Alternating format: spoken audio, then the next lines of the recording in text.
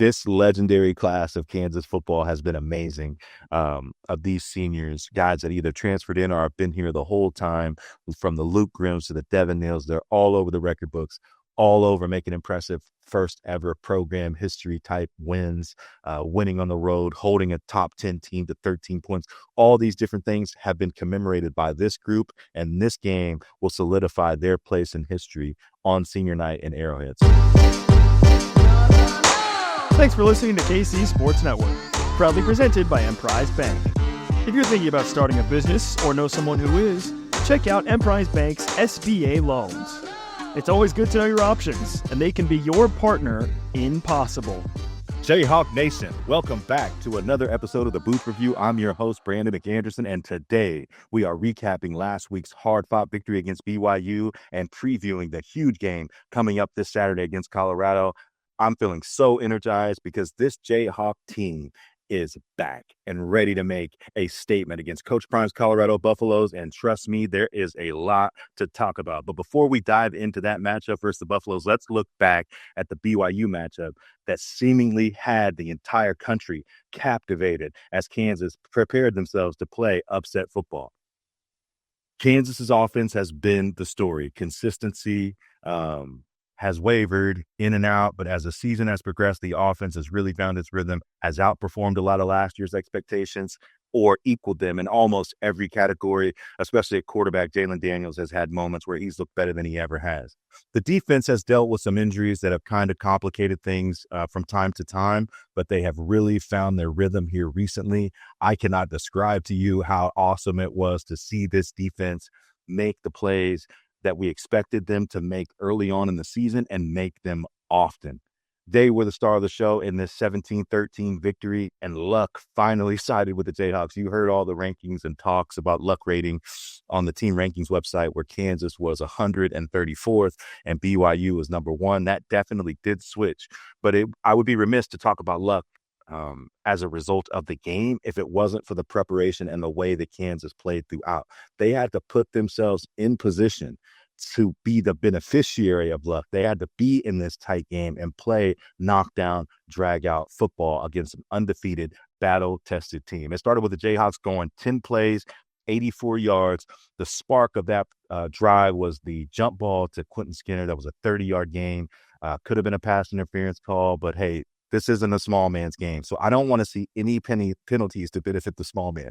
And Quentin Skinner was definitely the bigger man at 6'5", going against a 5'10" corner, makes a play, gets a 30-yard catch. Kansas continues to push the ball forward, run the football, get the touchdown. Devin Neal on an 8-yard plunge. That kind of got Kansas going. But, BYU is one of the top defenses in the country and the top defense in the Big 12, and they proved it, man. They really made it a knockdown, drag out. They were really the first team that made it complicated for Kansas to run the football consistently. I will say that I thought the game plan to institute RPOs against BYU was just not effective. And I don't think that's the reason that the total yards and the cohesion was not effective, because more than one thing could be true. Ultimately, I thought one of the issues was when they throw in the RPO game, a lot of times you're taking a numbers thing and saying, okay, well, you're guarding 3 people with 2 people. So if we get the ball out there, we're going to get a one-on-one or we're going to break a run and be out the gate. The problem with the concept is it's taking away Kansas's best football play, which is a handoff. Now, when you hand the ball off, it doesn't have to be a perfect picture. But when teams play that numbers game, coordinators can sometimes start to think, okay, well, I don't want to put our offense in a bunch of situations where the numbers dictate that this will be a loss. And that sometimes is very true, but it kind of takes away from the strength of what they do on offense, which is move people and hand the ball to their best skill players, which are their running backs. There's just with Daniel Highshaw's health, you say, how does Daniel Highshaw only get 2 carries? Well, it's not because Grimes called him to have 2 carries. It's because a lot of his run plays were tied up in RPO looks, specifically that 2-back look with Devin Neal that they went to. It's hard to say that thing didn't work or that strategy was not well thought out or they were out-coached or out-schemed in that way. And the reason I say that is because the way that BYU controlled the football after the first drive.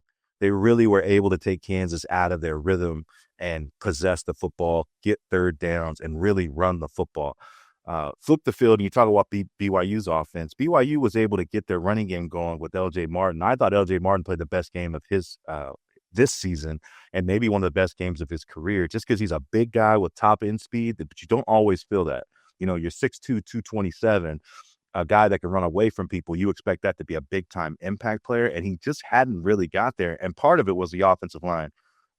Baylor got back their center, and BYU got back their center, Connor Pay, and it was a huge difference. He was able to move people.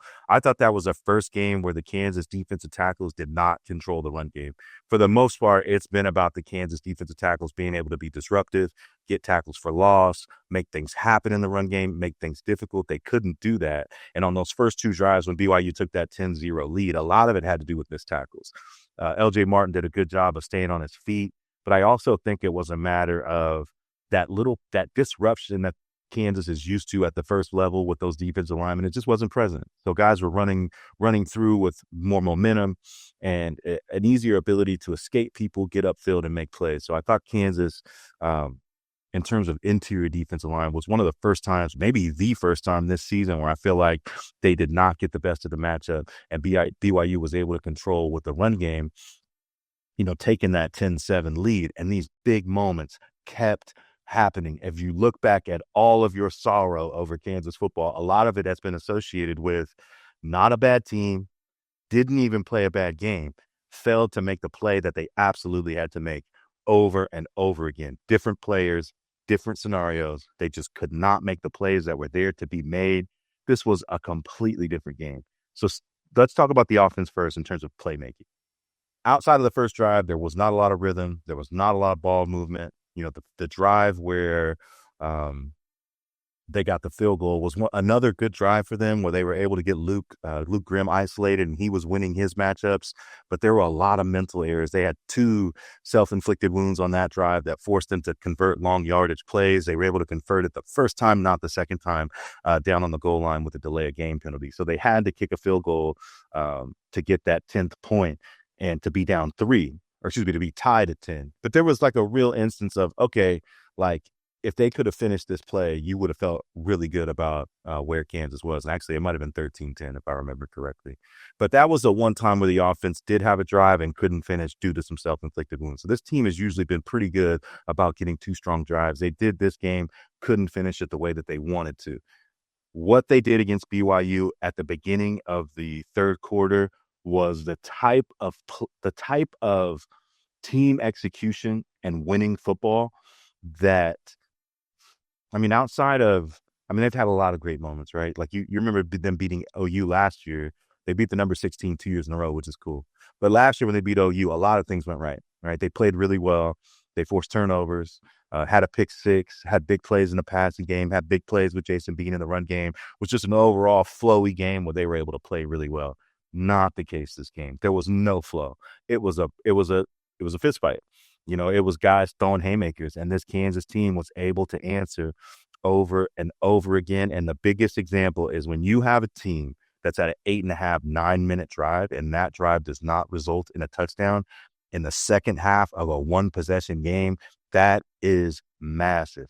Shout out to Brian Borland and his ability to call time blitzes, to really put Kansas defense in a position to stiffen when they had to, because some of the same bugaboos that Kansas defense has, they were there. Throws over the middle, things like that they weren't able to defend. It's a second down. If we get them down on the ground right now, it's 3rd and 8 instead. It's 3rd and 3. None of that happened. One of the plays that BYU runs really well is they run a speed option out of a zone read look. And essentially it's an isolation play. They isolate the DN and they say, hey, zone read, you're going to tackle the quarterback or the running back. Psych, speed option. So they stick the ball out as if they're running zone read concept, and then race at you and run sprint option as soon as you take a false step. They ran it on 3rd and 9 on that drive and converted it. It is an effective play. But let me tell you, the 2 biggest moments of the game that they ran it, Kansas responded. Dean Miller on one, Jeremy Robinson on one, Mello Dotson late in the game. So they got dialed in and they improved on something that was affecting them early on in the game. The Mello Dotson interception to end the half was massive. Massive. That was their opportunity to really take a stranglehold on the game and force a little bit of desperation out of the Kansas offense. And how you force desperation is when the rhythm's not right. When you feel like, oh, we're down by 7, we're down by 10, but we really need to score, but we can't get anything going. It forces you to kind of press. And because their defense was able to get that stop at the end of the half and get that stop, the play that forced the field goal was a 3rd and 7 where they ran that zone read speed option and they just played it right. Jeremy Robinson played it excellent. Actually, Cornell Wheeler kind of lost his footing, so we needed Jeremy to play it great. Played it great, forced the field goal. Those two things were huge differences in the game. And look, man, BYU at home, do you know how many points they were averaging this year? 39 points a game. They scored 13 points in a home game in Provo, Utah. That is the least amount of points that they had scored in a home game since August of 2019. So this team is playing better than they have over the last 5 years, offensively, defensively locked in. Kansas comes into this stadium and plays defense well enough to hold them to 13 points, something that had not been done since 2019 against Utah, the opening game of the year. Not only that, they were averaging almost 40 points a game on the season in home games. So that just tells you about this Kansas defense, about guys like Woodkey. And it's hard not to mention, like, Dee Miller had a great game too.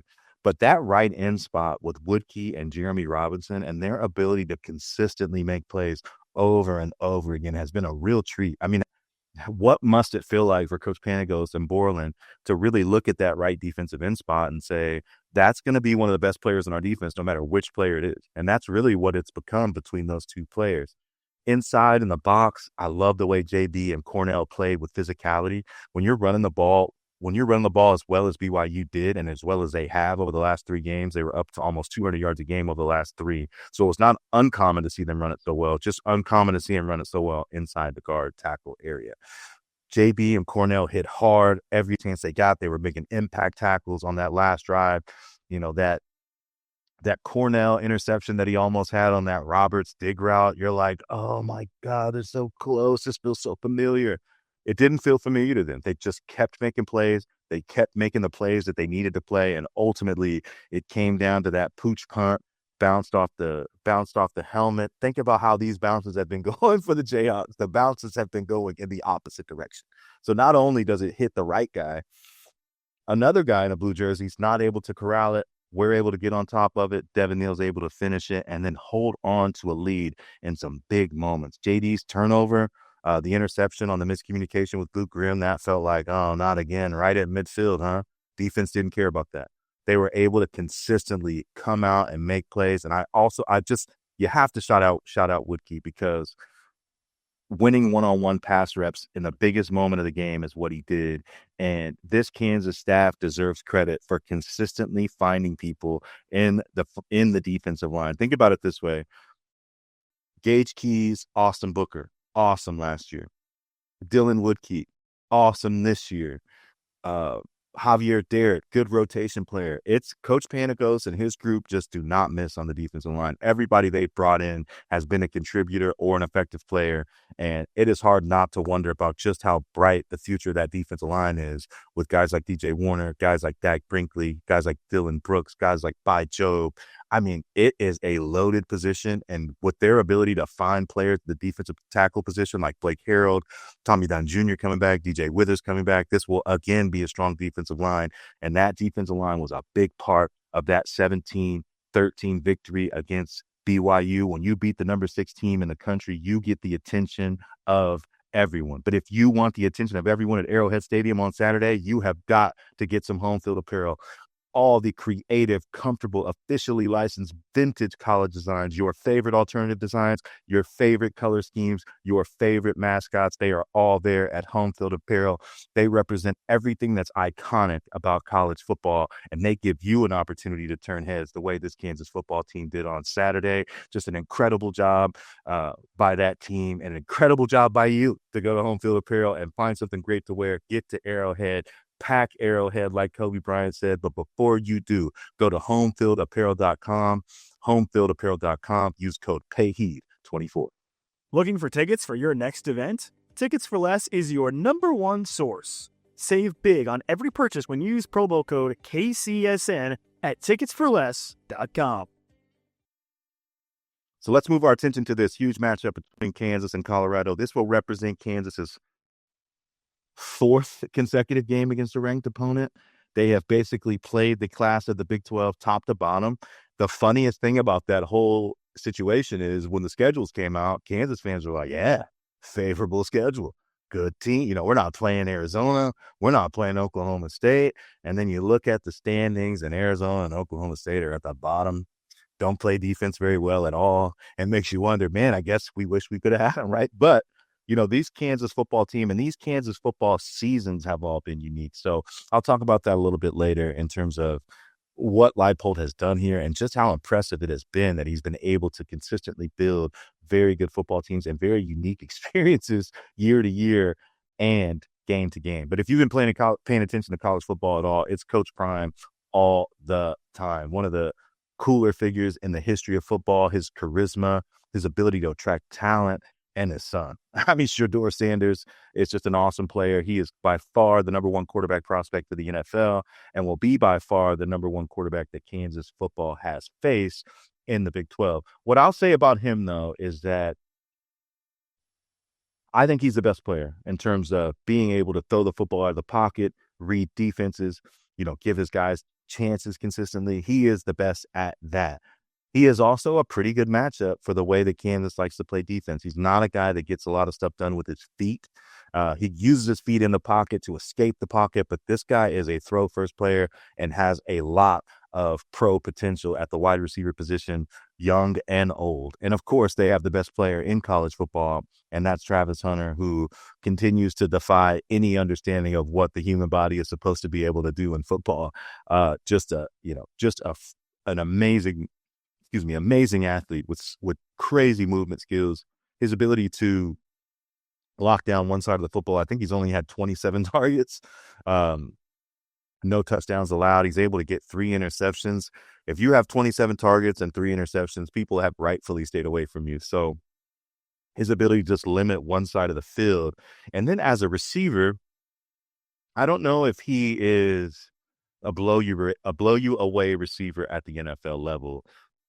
In a way that's comparable to his cornerback skills. But working out of the slot, working reverses, working your gadget game, you could not imagine a better player, someone that can make people miss, someone that can outrun them, has easy speed, has great routes, has incredible leaping ability, really strong hands, and just a guy that can kind of do a little bit of everything. So this is a team with as much individual talent that you will see that is playing much better as a team, specifically on the defensive end. But Kansas has the tools to compete in this game. It's, you know, this Kansas offense, when they run the football, can control the football and make plays.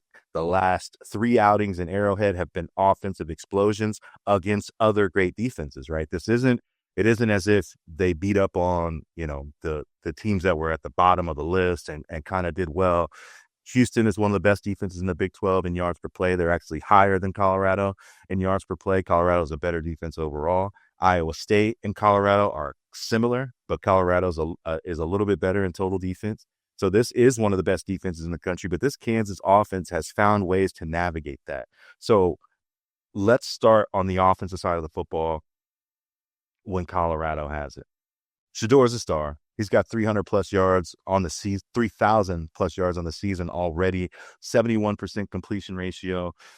This is a team that does not run the football, but they do have implementations that are like running the football. When you have a 71% completion rating and a 10.9 yards per completion, you know, you kind of think, oh, these things are a little off.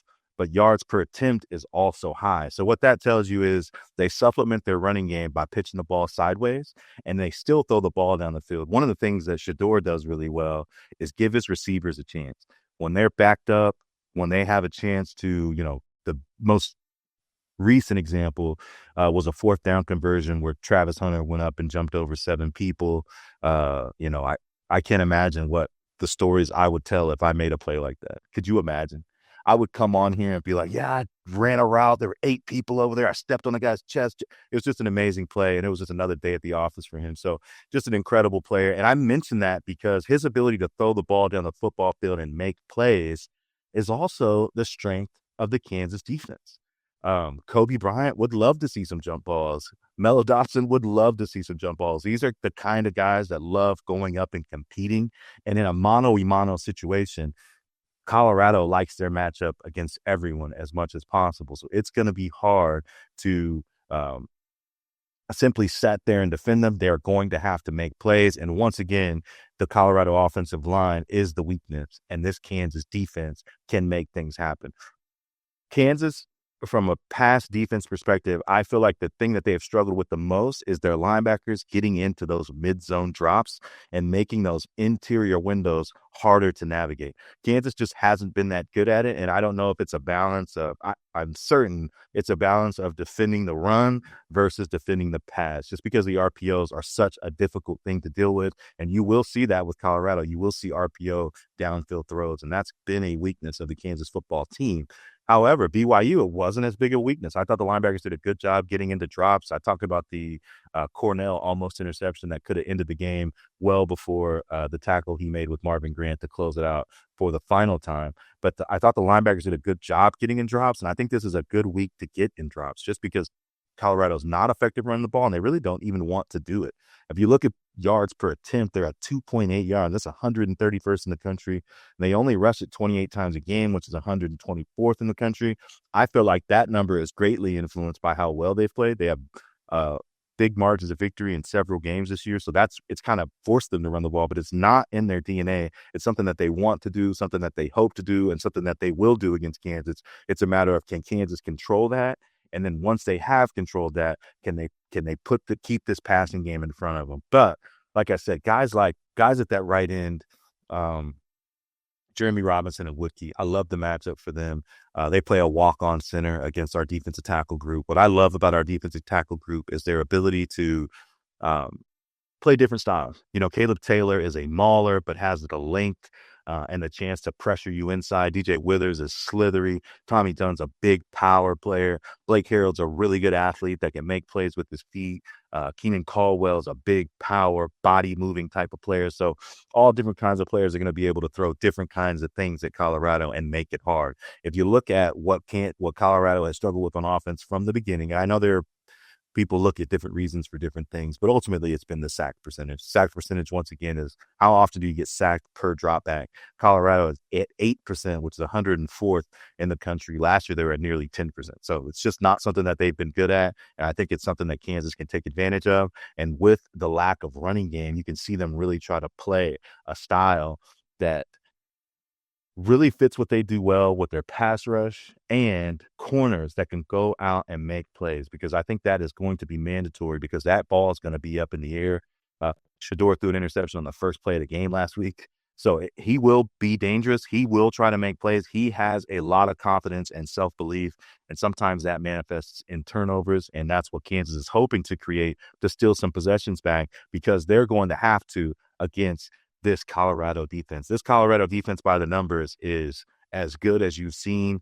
And I'm going to explain why and what I like about them. But let's get to the numbers first. If you go to per play, so let's see. If you go to points per play, which is a stat I like to see, because it tells you how hard people are scoring to work, and are they getting big plays? Are they having to put together drives? Colorado is a team that makes you string together drives. They are 30th in the country and second in the Big 12 in points per play. How about yards per play? Every time you run it, how many yards are you getting? How are you progressing down the field? Very good again. 23rd nationally, 14th nationally over the last 3, and first in the Big 12. Third down conversion percentage, which is the strength of the Kansas offense. That's what's led to so many extended drives. Colorado's defense also very good at third down defense.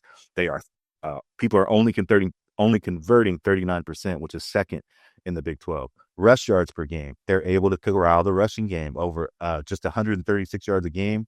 And in the last 3, it's down to 105, which is 17th in the nation and number 3 in the Big 12. When you do run it, how many yards are you getting? Only 3.7. That's top 30, 29th in the country. And over the last 3, that's even dipped down almost a full yard to 2.9, first in the Big 12, 10th nationally. And as much as Kansas likes to get after the quarterback, Colorado does as well. A sack percentage higher than Kansas, number one in the Big 12 at 9.69%, eighth in the country. And sacks per game, Colorado is first in the Big 12 again, and top 10 overall and sixth in sacks per game. So this is a defense that can get after the quarterback, and they do it in a multitude of ways. It's not one guy, it's multiple guys.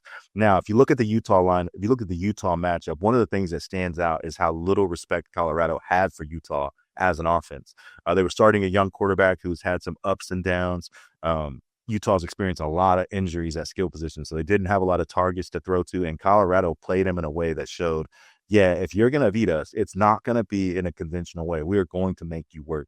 And I think that has been the big jump for the Colorado defense, is their coaches recognizing playing to the strengths of the roster.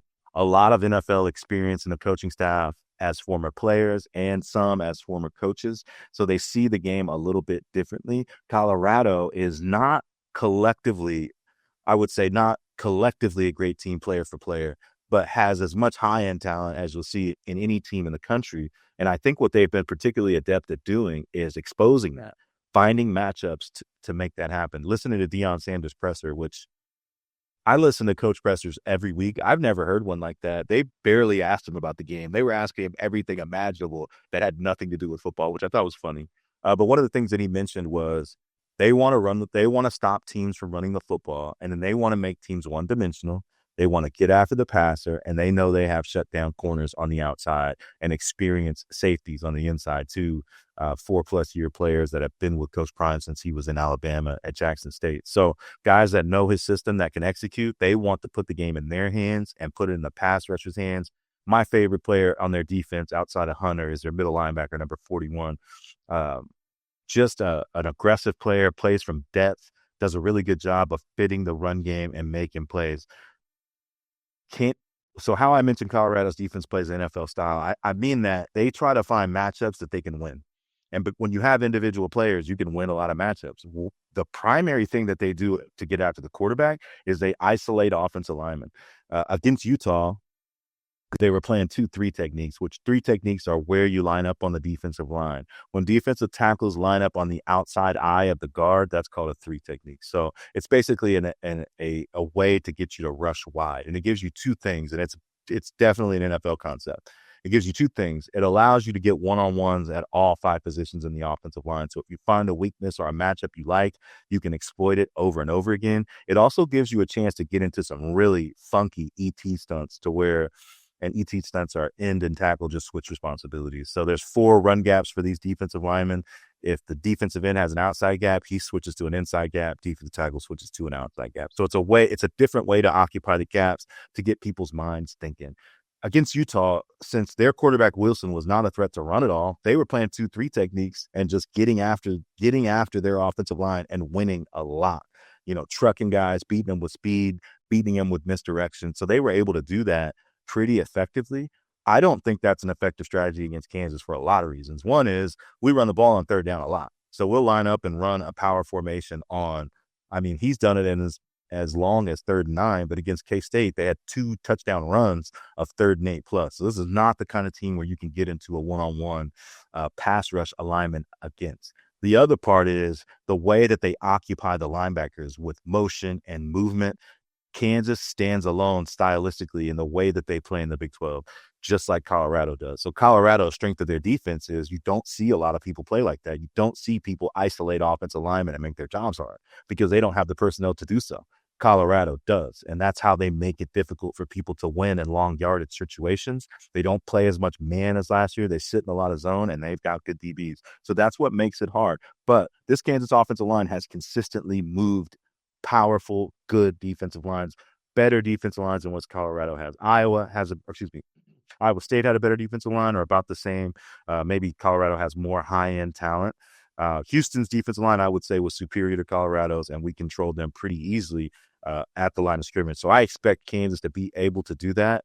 I expect it to be hard for Colorado to play one-on-one matchups and get pass rush opportunities. So that makes me feel like this Kansas team has a really good chance to move the football on offense and have a good opportunity to take over the game. I think this Colorado team is aware of what's at stake, um, not aware necessarily of what this Kansas senior class is going to bring to the table. This this legendary class of Kansas football has been amazing. Of these seniors, guys that either transferred in or have been here the whole time, from the Luke Grimms to the Devin Neals, they're all over the record books, all over making impressive first ever program history type wins, winning on the road, holding a top 10 team to 13 points. All these different things have been commemorated by this group, and this game will solidify their place in history on senior night in Arrowhead. So I am expecting this offense to be juice. I'm expecting this offensive line to go crazy. And I like everything about what Kansas has been doing. Put this BYU game aside because Colorado is not going to be a ball possession team. If you looked at the Utah game, Utah was in that game for a very long time because Colorado doesn't run the ball. So if you throw the ball on early downs and you don't complete them, you're not in 2nd and 7 or 6 or 5. You're in 2nd and 10, and you got to convert over and over again. Now, they've got some of the best players to do that, but the problem is it's hard to consistently convert third downs against defenses that have defensive backs like the University of Kansas has. So I think there are some things offensively that play into the matchups, and it'll be interesting to see, can these DBs be competitive, especially the safeties when they're isolated against those receivers. They just had their way with Utah when they went cover 4 and got receivers with two-way goes running up on safeties. That is a tough thing to defend for a safety that's at 15 to 17 yards. But if they don't have the time to get the ball down there, it doesn't make a difference. And I expect Kansas to be able to pressure Colorado enough to not have that make a difference. I expect Shedeur to be his normal, confident self and try to make plays through the air. He looks like some people look at Kobe and Melo and think, ooh, I don't want to be too dangerous outside the numbers. I want to be conservative. I want to make sure I'm taking it. That ain't Colorado. They don't look at Melo and Kobe and think anything. They're worried about what they do and trying to do it the best of their ability. So I think that's going to give Kobe and Melo, the best corner tandem in college football, an opportunity to impact the game in a major way. And what we've seen is if they get the ball in their hands, look out, because they can still make plays there. So I expect Kansas to have an edge in the turnover game, and I expect them to be able to control the football in a different way than what Colorado is looking at. They're not used to seeing teams test their eye discipline, test their positional discipline, and test their ability to consistently make plays over and over again. The fact that Kansas will have so many opportunities on offense as a result, I like the chances for this Jayhawk team. I love what they've been able to do over the last 3 weeks. And if they're able to cap this season off with a win against Colorado, another ranked team, a third consecutive, really could be a fourth consecutive if they had finished that game at K-State and then have a chance to go to Baylor to play one of the best offenses in the Big 12. What I have loved about the Leipold era is just how unique the seasons have been. If you think about season 1, Jason Bean comes in. You don't know much about Jason Bean. Offensive line really struggled. They fought hard. Bean goes down. JD has to come in because of multiple injuries, and he's awesome. The team's awesome. They win at Texas. They're competitive against TCU. They're competitive against West Virginia, and it kind of reset our expectations to like, oh, yeah, next year's going to be fun. Next year was going to be really fun. They ended up getting game day, being 5-0, being the talk of the town, the national conversation pretty consistently that year, way earlier than any Kansas fan had expected. And then JD got hurt. And then it was like, I don't know. And then Bean figured it out, was able to get him to the bowl game, able to get that win against Oklahoma State. JD comes back and plays an amazing game, a once-in-a-lifetime game against Arkansas, and all the good juju is back. Well, you go into that next year, and we're hearing about JD's back injury, but we're ignoring it. He gets hurt. He gets hurt early in the year. He's not able to play against Texas. It really felt like a shot to the gut. But Jason Bean did not care. He got in the lab, continued to get better, continued to play winning football, and was able to push his team forward and make things happen, finish Kansas with a 9-win season and a bowl victory, which leads us to this year where we're thinking, oh, man, the schedule broke great. We've got all these players back. The teams we're playing are good matchups. Wrong.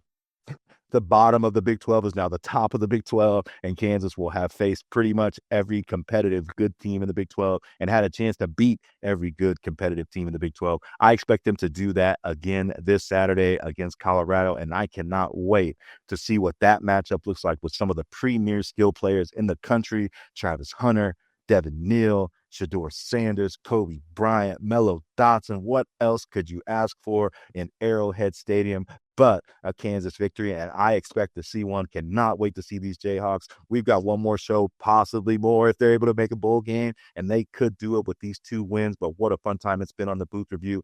Thank you for joining me, and we will see you at Arrowhead on Saturday.